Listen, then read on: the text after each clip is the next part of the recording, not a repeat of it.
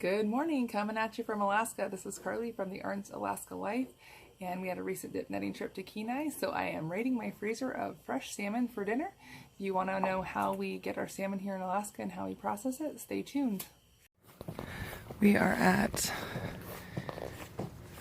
Eagle Rock boat launch in Kenai, Alaska. Actually, it's not in Kenai. Where are we? Soldotna. Kenai's on the other side of the river. And we are ready to launch the boat, or about ready. There's actually not a lot of people here. It's early, it's 5 o'clock in the morning, so this parking lot will probably be full by the time we get out of here this afternoon. But there's one good tide this morning at 8:26, so we're hoping to hit the swing tide, kind of bracketing that tide, and hoping to haul in a bunch of delicious, giant, big red salmon. This is my husband getting ready. Say hi.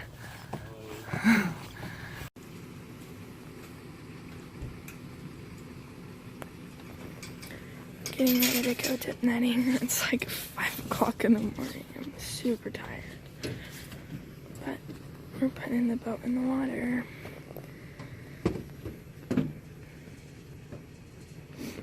Okay. Wait a second.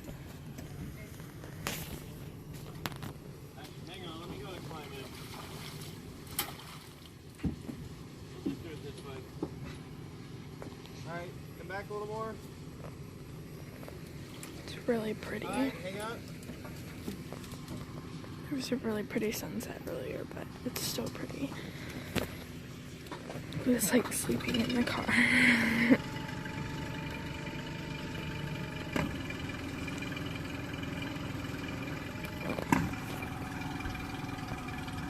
Alright, back up. It's a salmon tractor, number 2. Apparently, I never noticed that before. And we are the only dip netters. Although this is our favorite launch, a lot of people launch at the city dock, dip net from the beach. Are you ready? Okay, we go catch them all. They'll all be upriver from the bridge, but we're gonna go head down past the bridge. So here we go, have about a 20-minute ride. So we just launched and we're kind of getting everything arranged, but it's a beautiful morning on the Kasilof. I've actually never seen it so pretty. It's a brisk 46 degrees out. I'm cold. Look at Mom. I think they're the yellow ones. I don't know. Just try them on. What do you got? What are you wearing? What? What are you wearing? What do you mean? What? I have extra tufts, 2 pairs of socks. Alright, we're about to. One shoulder. You're gonna be warm. I got sweatpants that are like really thin. And then I have these waders and Not waders, just rubber bibs. whatever. Well, Dad's wearing waders because he likes to be able to walk in the water. Alright, Chloe, I need you to sit. I'm also wearing waders because that's what fits this year. There's our nets. Alright, we are officially on our way. It's 6:15. The sun is rising. We are... I think we have about 6 miles to go, and we're not going super fast. No idea what kind of horsepower we run in this little John boat, but we're set up, and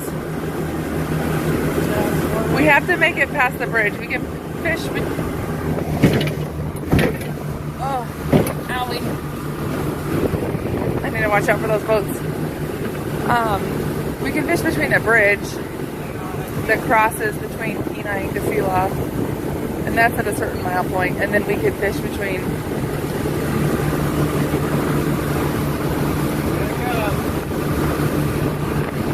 Thank you for the warning.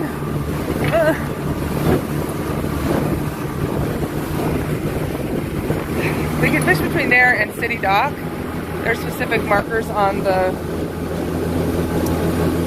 land that are for us. Anything outside of that area on the Kenai is illegal and unlawful and, you know, punishable by all sorts of crazy fines.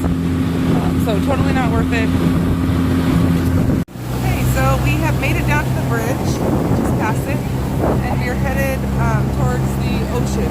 This is all tidal water, and we can actually start dip netting now. And I don't know if you can see on the shore, but there's actually 2 guys standing out in the water right now dip netting from the shore. We're going to be dip netting from the boat, so there's 2 options for netting from the shore.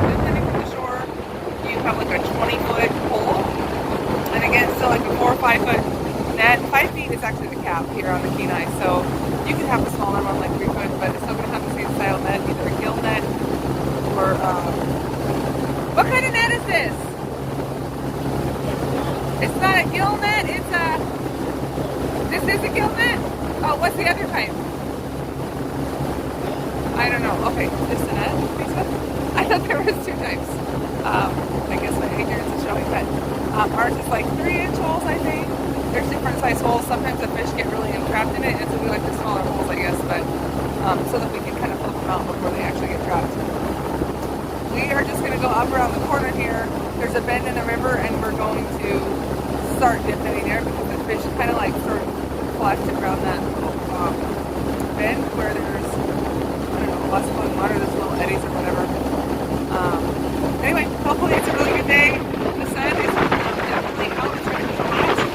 And the fog is sort of burning up, so. Alright, so we got our dip nets in the water. And we have the 2 nets right now on like 5 or 6 foot pools.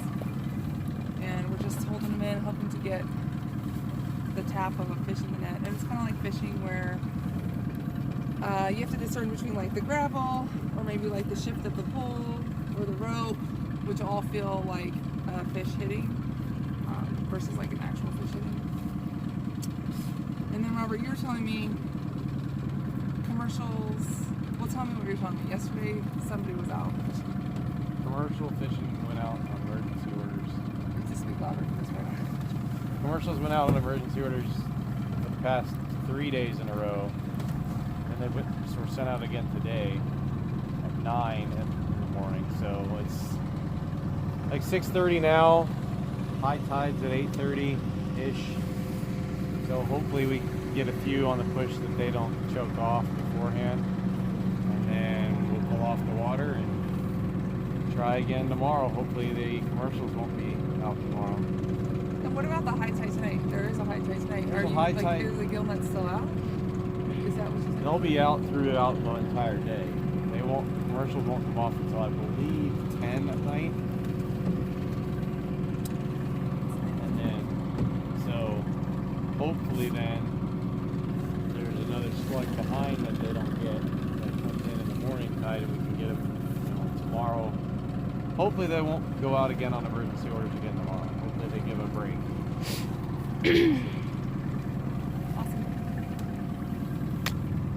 Fish in the boat, caught by Mom. It's a big one.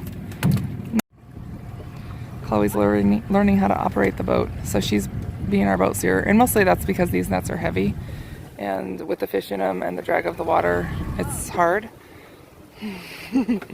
We caught 2 on the south side of the river, but we see a lot of seals on the north side of the river, so we're gonna go that way. And then there's not a lot of boats out here, which is interesting. This is oftentimes a parking lot, 2 rows of boats wide, idling up downriver on either side of the river. So, oh, there's a little seal popped his head up. So seals mean they're feeding. They've come upstream to feed, and that's a good sign. That means there's fish. So this is good. We've caught 2 so far. It's kind of by the end of the day, hopefully it'll be a bloody massacre. We want you to get a fish. Just get right on top of that. How many have you caught so far? 1. How many have you caught so far? 0. Wait, didn't you catch something else recently? Well, flounder. Why didn't you keep the flounder? Because you get angry when we keep them. Why don't we keep flounders? Because they don't taste that good. And you have They to taste have good in it. fish tacos. Yeah, they taste like dirt. So I have 4. Robert has 1. I have a fish.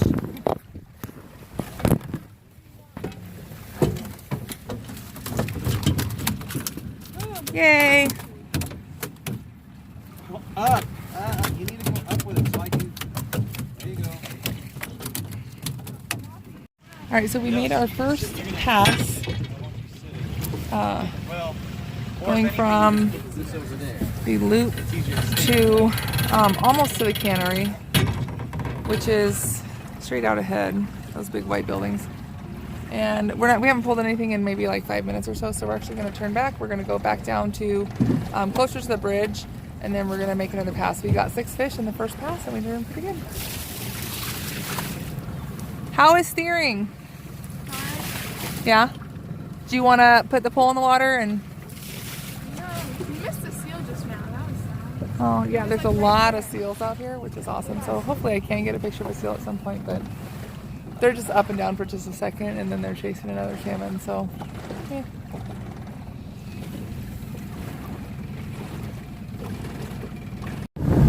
Chloe's driving the boat. Gotta train them up. Be aware that there's a boat over there. Keep going, don't change. Chloe's actually doing a pretty good job taking us upriver, and basically we're headed out around this lake. The river curves this way and we're going to go out to the edge. There's a few more dip netters out now, but honestly this is not very many. It's usually hundreds of boats out here, which is crazy. There's a little seal. We're beginning past number 2. We just went just ahead of the cannery. And there's our little line of traffic. We are getting ready to motor up again. We got 0 fish on that pass, so we're actually going to head to the other side. There's a giant rock upstream from the cannery, and we're going to go to that side and fish between dip net between the rock and the cannery. All right, so there's the cannery up ahead, and we're going to fish this stretch right here between this rock and that cannery. It'll probably take about 20 minutes to do that run. Had to run up and take a quick potty break. Back to fishing. We've started a trend. All the other boats are coming around us. We have still yet to catch one on this side. Any taps? Anything? Yes, of the ground. The ground. Ah, yes, the ground also feels like a fish if you get your net far enough in the water. Gosh, this is such great weather. There have been some summers that were like just rainy and miserable the whole time. It's just cool on the water. I thought I was going to take my hoodie off, but I'm feeling pretty good. What was that? It was like shaky. Shores. Was it the ground and then also maybe the waves? Yeah. That's okay. Tide is past, so now we're going out. It's 8:48. I think high tide was at 8:26 or something like that. So we didn't catch anything in the last run, and I think that it's going to be the same this run. We'll see. But we're not going to stick around and just have our poles in the water. We'll go do something else fun. Got a little guy stuck. These little ones are, I think, the Russian river reds, but they come up the Kenai because it is a branch off of the Kenai River, and then these ones are the other, I think, the Kenai River, but I could be wrong. Opposite, I mean, like, that's the Kenai, this is the Russian. This guy's really in there. I'm gonna shove him through.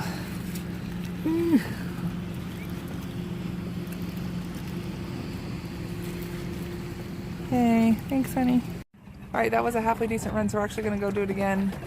We just got 3 fish in about 20 minutes, and we're just gonna go hit right up in front of the cannery again. Fighting my hat behind you.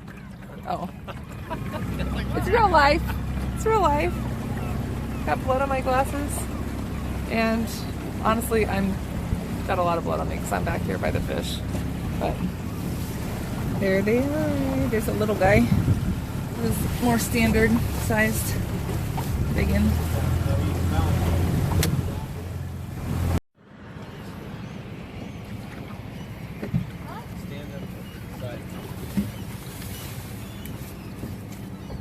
So we decided to pull off the river, so we're going to head up.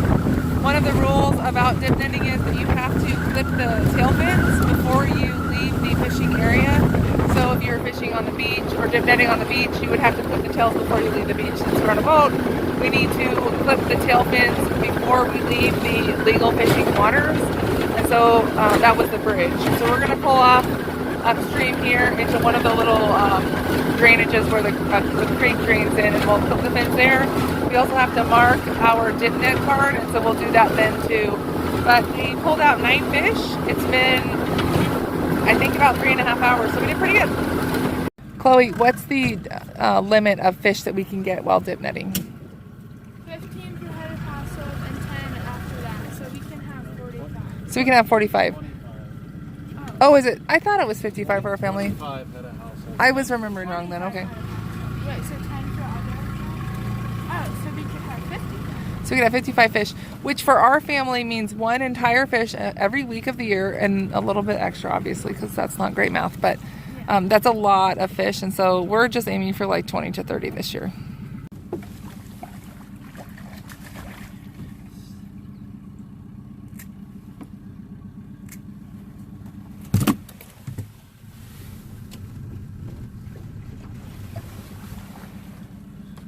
And talk loud, but tell us the reason why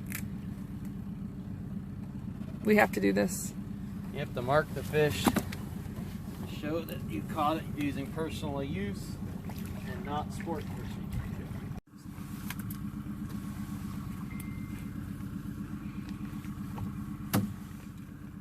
Wow, that's huge. That's so big. Oh, there's a little one right there. That one's really big.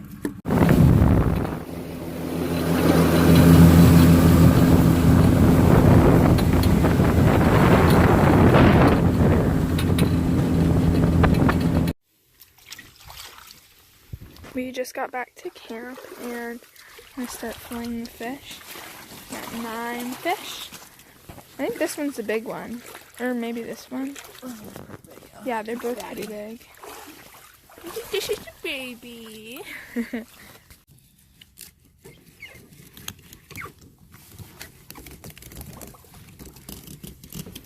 So Mom started at the tail and Dad started at the head.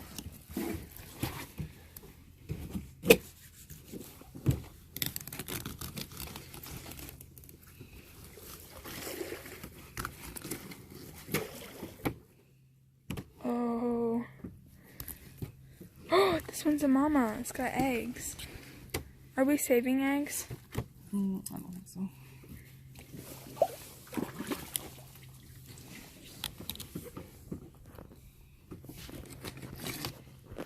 Or we could save bellies. Nice. Yeah, we should save bellies. We like to save the bellies with a lot of meat on them. We'll brown sugar brine them and then smoke them. They're real tasty. I actually brought some in the RV. Snack. That's fine. We can cut that belly out.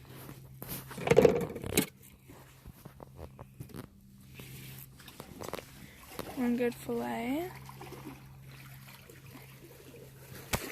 To make some sushi. We throw out the scraps as far as we can, and then seagulls will come pick them up, or they'll just float down the river. But there's that.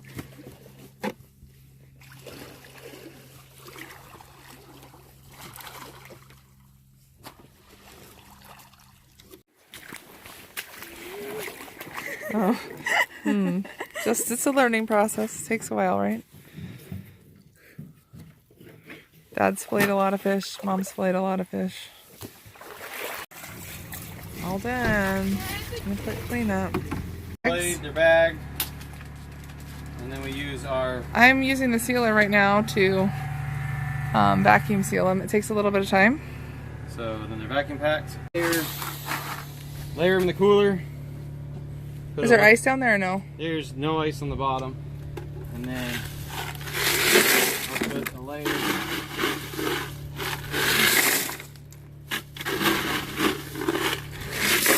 One layer of ice. And then I don't know where you put the salt. Is in, I think it's under the RV. And then what do you do with the salt? Salt them, have another layer of fish, and rock salt them again.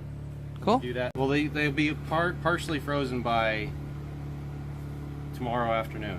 Okay.